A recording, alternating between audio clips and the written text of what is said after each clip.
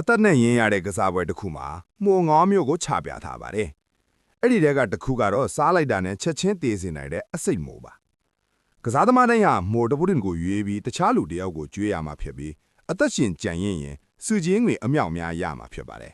။လူတယောက်ဟာအစိတ်ရှိပုံရတဲ့မိုးနီကြီးကိုရွေးလိုက်ပေမဲ့ဘေးကကောင်လေးကိုပဲထိုးကျွေးလိုက်ပါတယ်။ကောင်လေးကလည်းရိုးရိုးမိုးတစ်ဖွင့်ကိုပြန်ရွေးဖိခဲ့တာပေါ့။ဘေးဟာကအစိတ်မိုးလဲဆိုတာဘယ်သူမှမသိကြပါဘူး။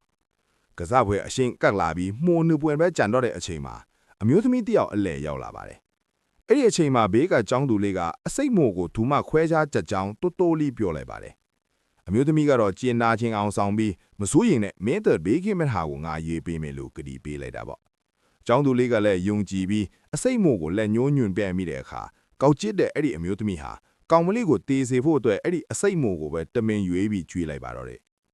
အမျိုးသမီးဟာသူမရဲ့လက်ကွက်အောင်မြင်သွားလို့ကောင်မလေးကိုလောင်ရဲနေခြင်းမှာကောင်မလေးကတော့တစ္ဆာပေါက်ခံရလို့ငိုကြွေးနေပါတယ်။ဒါပေမဲ့မိုးတွေကိုစားရမယ့်အချိန်ရောက်တဲ့အခါမှာတော့ကောင်မလေးရဲ့မျက်လာဟာရုတ်တရက်ပြုံးရောင်တန်းလာပါတယ်။အားလုံးကရင်တထိတ်ထိတ်နဲ့စားနေကြချိန်မှာအမျိုးသမီးကတော့ယုံကြည်ချက်အပြည့်နဲ့ဝါစားနေခဲ့တာပေါ့။မကြခင်မှာပဲအမျိုးသမီးရဲ့အမြင်အာယုံတွေဝေဝါလာပြီးမျက်နာတစ်ခုလုံးပုံပြက်ပန်းပြက်ဝေဒနာခံစားရကမြေပြင်ပေါ်လဲကျသွားပါတော့တယ်။အဲ့ဒီခါမှာတော့ကောင်မလေးဟာဘေးနားမှာဒူးထောက်ထိုင်ချလိုက်ပြီးအစိတ်မိုကြောင်ကလိန်ပြိုးလိုက်တာလို့တိုးတိုးလေးကတ်ပြောလိုက်ပါတယ်။အမျိုးသမီးရဲ့ကောက်ကျင်းမှုကိုကြိုတင်တွက်စားပြီးအစကတည်းကထောင်ချောက်ဆင်ထားခဲ့တာပါ။အမျိုးသမီးတီဆုံးသွားကြောင်းအတီးပြုလိုက်တဲ့အခါမှာတော့ကောင်မလေးဟာကြောက်မက်ဖွယ်ကောင်းတဟားဟားရင်မောပါတော့တယ်။ဘေးကလူကတော့ရိုးသားပုံရတဲ့ဒီမိန်းခေးဟာထင်ထားတာတဲ့ပူပြီးအန်ဒီယယ်များမှန်းသိလိုက်ရပြီးမှန်တက်သွားရပါတော့တယ်